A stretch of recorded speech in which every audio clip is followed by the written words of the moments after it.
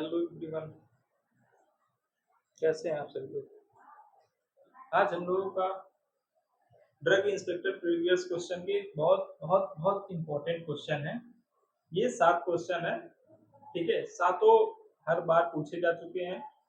आज आप लोगों के लिए लाए हैं, बहुत मेहनत से बहुत खोज खोज करके एक एक क्वेश्चन आप लोगों के लिए लाता हूँ, ताकि मैं पूरी कोशिश करता हूँ आप लोगों को कि बेहतर से बेहतर चीजें आपको दे पाऊँ, जो आगे चल के आप लोगों के लिए बहुत यूजफुल रहे। तो उसके पहले बता दूं, अगर आप हमारे चैनल पे नए हैं तो चैनल को सब्सक्राइब कर लीजिए और बेल आइकन को दबा लीजिए। हम लोग ज्यादा टाइम न लेते हुए सीधे क्वेश्चन पे आते हैं।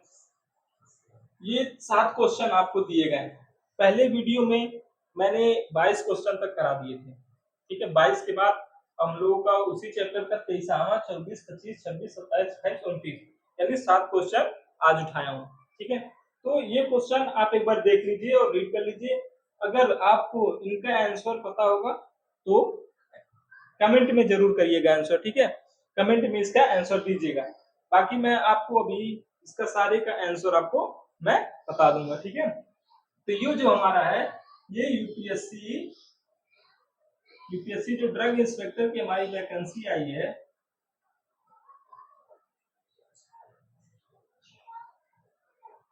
यूपीएससी ड्रग इंस्पेक्टर जो कि सीडीएस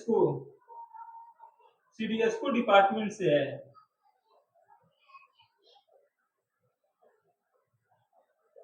सीडीएस को डिपार्टमेंट का है, लेकिन ये जो ड्रग इंस्पेक्टर है ये मेडिकल डिवाइस का है, ठीक है। मेडिकल डिवाइस से है, ठीक है। देखिए ड्रग इंस्पेक्टर वाले में भी कई पोस्टें होती हैं। ये देखिए जैसे कि ये वाला दिया गया, मेडिकल वाले दिया गया, मेडिकल डिवाइस से रिलेटेड है। एक आता है एलोपैथिक से रिलेटेड, तो और एक ऐसा आता है खाद्य वाला जिसमें हम लोग फूड इंस्पेक्टर बोलते हैं। वो ये सारे चीजें अपने अलग अलग बैच की होती है, अलग अलग इनके ब्रांच होते हैं, ठीक है। तो ये इसमें पूछे जाने वाले क्वेश्चन है। सीडीएस को डिपार्टमेंट का है, ठीक है, जो कि आपका 24 मई से ऑनलाइन स्टार्ट हुआ है। और इसमें मैं आपको एक इम्पोर्टेंट बात बता दूं, जब आप ऑनलाइन करवाएंगे फॉर्म को, तो उसमें देखिए जो ओबीसी वाले, जनरल वाले हैं, उनका तो जो कास्ट सर्टिफिकेट है वो तो उनका सेम लग रहा है, लेकिन जो एससी और एसटी कास्ट के बच्चे हैं, उनको अगर फॉर्म फिल करना है तो उनको सेंट्रल लेवल की जो कास्ट आती है वो बनवानी पड़ेगी। ये जो तहसील से नॉर्मल वाला होता है उससे काम नहीं चलेगा, वो उसमें रिक्वायरमेंट नहीं है। तो जो लोग नहीं बनवाए हैं वो लोग जल्दी से जल्दी अपना बनवा लें, ठीक है। आइए इस पे हम लोग आ जाते हैं। पहला क्वेश्चन क्या है? पहला क्वेश्चन कह रहा है कि a nucleotide is a building block of, यानी जो हमारा न्यूक्लियोटाइड होता है, ये जो हमारा न्यूक्लियोटाइड है ये किससे बिल्डिंग ब्लॉक करता है, ठीक है। जैसे मान लीजिए ऑप्शन में आपको दे दिया गया अमीनो एसिड दे दिया गया, न्यूक्लिक एसिड दे दिया गया, तो उसमें से आप सही कौन सा करेंगे? तो जो हमारा न्यूक्लियोटाइड होता है, देखिए न्यूक्लियोटाइड क्वेश्चन में ही जान लीजिए आंसर छुपा रहता है। तो देखिए न्यूक्लियोटाइड मींस न्यूक्लियस, ठीक है। न्यूक्लियो जुड़ा है ना ये, तो nucleotide is a building block of, तो हमारा जो इसका आंसर हो जाएगा 23 का, वो आंसर होगा न्यूक्लिक एसिड, ठीक है। इसका आंसर हमारा क्या हो जाएगा? Nucleic acid.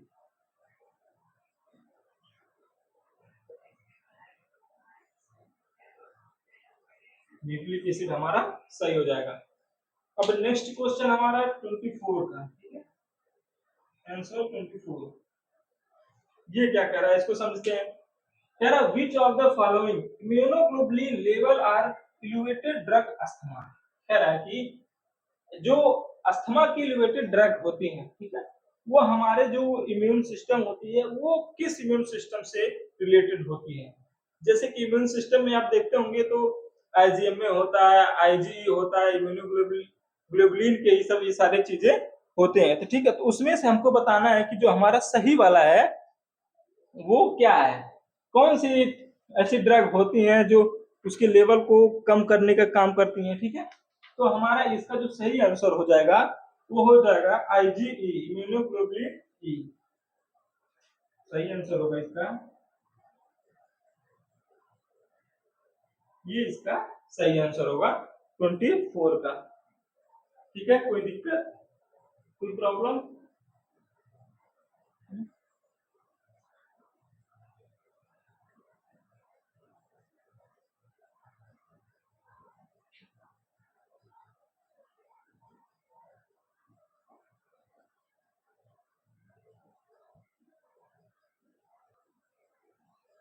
ठीक है, ये तो हमारा हो गया which of immunoglobulin level are elevated drug asthma, तो वो जो होता है आईजीई होता है। ठीक है, अब हमारा आंसर है 25 का।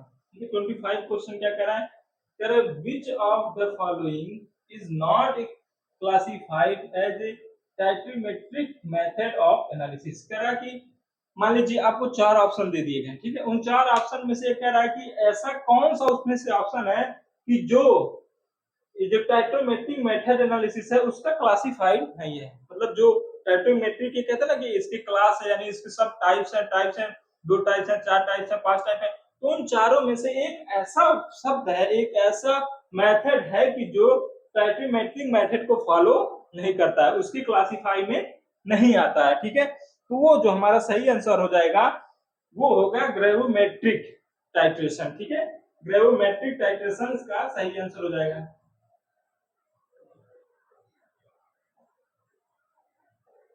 ग्रेविमेट्रिक टाइट्रेशन,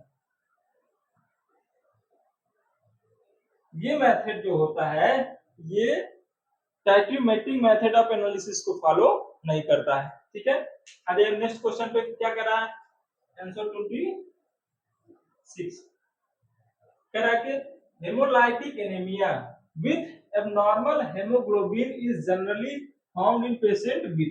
कह रहा है कि जो हेमोलाइटिक एनीमिया होता है यानी जिसमें खून की कमी हो जाती है, और जो एबनॉर्मल हेमोग्लोबिन यानी जो हेमोग्लोबिन का साइज होता है, जो हमारी आरबीसी होती है उनके साइज एबनॉर्मल हो जाएगा, या तो उसकी साइज कम हो जाएगी, या तो उसकी साइज बढ़ जाएगी। ठीक है, या उसकी साइज थोड़ा ऐसे नहीं हो जाता है, देखते होंगे आप, ये हमारा नॉर्मल आरबीसी होता है। ठीक है, तो कभी कभी क्या होता है ये ऐसे हो जाता है, तो कभी कभी ये ऐसे हो जाता है, कभी एकदम बिल्कुल सिकुड़ जाता है। ठीक है, इस सबको मैं आपको जब ब्लड पढ़ाऊंगा तो उसमें आपको बताऊंगा, पर यहाँ पे थोड़ा सा समझा दिया है। ठीक है ना, एग्जाम्पल आप लोग बहुत बार सुने होंगे किशमिश का। ठीक है, किशमिश को अगर किशमिश है उसको पानी में भिगो दिया जाए तो देखते हैं सुबह तक वो फूल जाता है। ठीक है, तो वही वाला चीज है, तो वही हमें बताना है कि इसमें कौन सा है, ऐसे कौन से पेशेंट फाउंड होते हैं जिनमें हेमोलाइटिक एनीमिया के साथ साथ एबनॉर्मल हेमोग्लोबिन होता है। ठीक है, नॉर्मल हेमोग्लोबिन भी फाउंड होता है यानी मिलता है, उसको कौन से एनीमिया कहते हैं। ठीक है, मान लीजिए ऑप्शन में आपको दे दिया जाए, ठीक है, कि एक आपको दे दिया जाए सिकल सेल एनीमिया, ठीक है, एक सिकल सेल एनीमिया दे जाए, या दे दिया जाए आपको विटामिन बी 12 डिफिशियंसी। ठीक है, या विटामिन बी 12 डिफिशियंसी दे दिया जाए। ठीक है, या तो दे दिया जाए आपको आयरन डिफिशियंसी एनीमिया। ठीक है, मान लीजिए तीन दे दिया गया आपको, विटामिन बी 12 डिफिशियंसी एनीमिया और सिकल सेल एनीमिया। ठीक है, तो एक आयरन डिफिशियंसी एनीमिया, तो उसमें से जो आपका सही आंसर होता है वो होता है सिकल सेल एनीमिया। में सिकल सेल एनीमिया जो होता है उसमें हेमोलाइटिक एनीमिया के साथ साथ जो हीमोग्लोबिन का साइज है वो भी एबनॉर्मल हो जाता है। ठीक है, तो हमारा क्या हो जाएगा sickle cell anaemia, sickle cell anaemia. ठीक है, सिकल सेल एनीमिया। आइए नेक्स्ट क्वेश्चन पे, आंसर नंबर 27। ये क्या कह रहा है, कह रहा है कि all of the following drug may cause hemolysis in patient with G6PD deficiency except। कह रहा है कि चार आपको ऐसे ऑप्शन दे दिए गए हैं, तो उसमें से एक ऐसा है जो कि हेमोलाइसिस और उसके साथ साथ G6PD डिफिशियंसी को फॉलो नहीं करता है। ठीक है, मान लीजिए आपको चार पांच ड्रग दे दी गई। ठीक है, चार पांच आपको ड्रग दे दी गई, उनमें से कह दिया गया कि भैया इसमें से आप बता दीजिए ये कौन से ऐसे ड्रग है जो इसको एक्सेप्टेड है, मैं इसके अंदर नहीं आता है। ठीक है, इससे वो दिक्कतें आपको हेमोलाइसिस नहीं होता है। ठीक है, तो मान लीजिए क्लोरामफेनिकॉल दे दिया गया, ठीक है, पेंसिलिन दे दी गई। ठीक है, ये दो तीन ड्रग ऐसे आपको दे दिए गए, तो उसमें आप क्या बताएंगे, या इसको आप कह देंगे कि सल्फोनामाइड दे दिया गया। ठीक है, मान लीजिए सल्फोनामाइड भी दे दिया गया, तो कौन सा उसमें हमारा सही होगा। ठीक है, तो जो हमारा इसका सही आंसर होगा वो हो जाएगा पेनिसिलिन। ठीक है, पेनिसिलिन हमारा करेक्ट आंसर होगा। ठीक है, यानी 27 का जो कह रहा है काला द फॉलोइंग में से जो पेनिसिलिन दे दिया गया, सल्फोनामाइड दे दिया गया था और क्लोराफेनिकॉल दे दिया गया था। ठीक है, और तो उसमें जो हमारा सही आंसर होगा जो ड्रग में causes haemolysis in patient with significantly effective नहीं करती है, तो हमारा पेनिसिलिन पेनिसिलिन देखते होंगे हमारा कि बहुत सेफ ड्रग होती है। ठीक है, ये अगर आप ये मान लीजिए इतना सेफ होता है कि इसको आप प्रेगनेंसी में भी चला सकते हैं। ठीक है, जो कि अमोक्सिसिलिन आता है, ठीक है, एम्पॉक्सिन आता है, ये सारी पेनिसिलिन क्लास की ड्रग होती है, बहुत सेफ ड्रग होती है। ठीक है, जैसे कि ये देखते होंगे मॉक्सिकाइन सी भी आता है, क्लेवम आता है, मेगा सी भी आता है, ये सब क्या है, ये सब पेनिसिलिन क्लास की ड्रग होती है जो कि बहुत सेफ और काफी इफेक्टिव ड्रग होती है। ठीक है, नेक्स्ट क्वेश्चन क्या कह रहा है, कह रहा है कि विच of the following organism is responsible for cause most of UTI. कह रहा है कि आपको दो चार दे दिए गए हैं, बैक्टीरिया, वायरस, फंगस। ठीक है, ये चार आपको ऑप्शन में दे दिए गए और उनमें से वो कह रहा है कि भैया ये ऐसा ऑर्गेनिज्म है जो कि स्पेशल हमारे यूटीआई को इन्फेक्शन कॉज करता है। ठीक है, मतलब जो हमारा यूरिनरी ट्रैक इन्फेक्शन है उसको डैमेज करने का काम करता है, उसको इन्फेक्टेड करने का काम करता है। तो ऐसा कौन सा ऑर्गेनिज्म है इस चीज के यूटीआई इन्फेक्शन कॉज करने के लिए रिस्पॉन्सिबल है। ठीक है, तो उसमें जो हमारा आंसर हो जाएगा वो इश्चीरिशिया कोलाई होता है। ठीक है, 28 नंबर है हमारा आंसर पे, वो है इश्चीरिशिया कोलाई। इश्चीरिशिया कोलाई जो हमारा होता है ये रिस्पॉन्सिबल होता है हमारे यूटीआई इन्फेक्शन के लिए। ठीक है, तो भूलेंगे नहीं ना। अब हमारा लास्ट आंसर है आंसर नंबर 29। ये कह रहा है कि द मेडिकल टर्म, बहुत इंपॉर्टेंट टॉपिक है। ठीक है, इसको मैं पोस्ट भी कर दूंगा आपको। ठीक है, ये वाला ये समझ लीजिए ह्यूमन एनाटॉमी का एक बहुत बेहतरीन है जो कि टॉपिक हार्ट का होता है। ठीक है, हार्ट वाले में, कार्डियोवास्कुलर वाले में का एक क्वेश्चन पूछा गया है, कह रहा है कि the medical term for a heart attack is, जो हार्ट अटैक होता है, ठीक है, जो कि इसमें क्या होता है हार्ट अटैक में हृदय की जो गति होती है, ब्लड फ्लो होता है वो रुक जाता है। ठीक है, उसको हम हिंदी में हार्ट अटैक कहते हैं। ठीक है, हृदय घात। तो उसको मेडिकल टर्म में किस लैंग्वेज में कहेंगे, हर एक वर्ड का एक मेडिकल टर्म होता है। ठीक है, उसी प्रकार हार्ट अटैक का मेडिकल टर्म क्या है।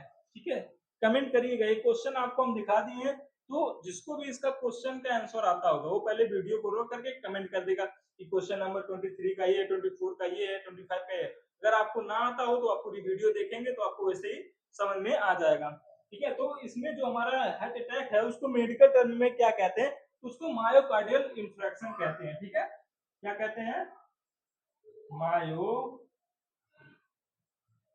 मायोकार्डियल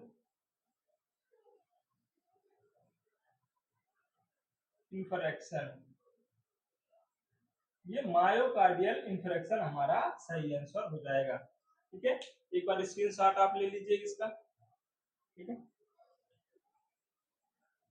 तो आपको वीडियो कैसा लगा, अच्छा लगा हो तो चैनल को सब्सक्राइब करें, लाइक करें, शेयर करें और वीडियो को ज्यादा से ज्यादा शेयर करें और थम्स अप जरूर दें।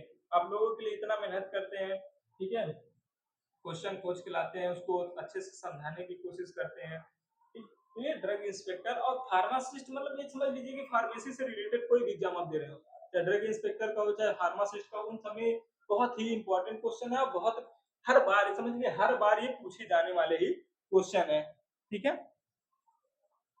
तो आज का लेक्चर हम यही खत्म करते हैं। आपको वीडियो कैसा लगा प्लीज फीडबैक दीजिएगा और सब्सक्राइब करना मत भूलिएगा।